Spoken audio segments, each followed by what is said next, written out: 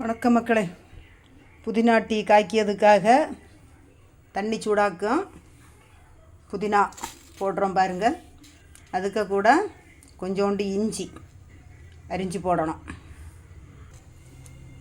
இஞ்சி போட்டுக்கிட்டு இதை கொதித்து இறக்குனதுக்கு பிறகு லெமன் அறுத்து புழிஞ்சு ஊற்றி ஒரு 4 சொட்டு போல் தேன் கலந்து இதை ஆற வச்சு குடிக்கணும். பார்த்துடுங்க, சூப்பராக உடம்புக்கு தெம்பாக ஹெல்த்தியாக இருக்கும்.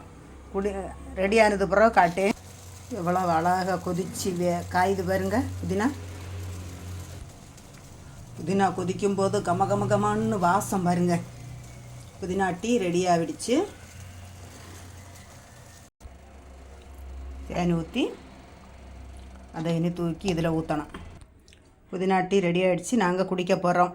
இது பிடிச்சிருந்தா லைக் பண்ணுங்கள், ஷேர் பண்ணுங்கள். சாயங்காலம் புதினா டீ ரெடி ஆகிடுச்சு. வணக்கம்.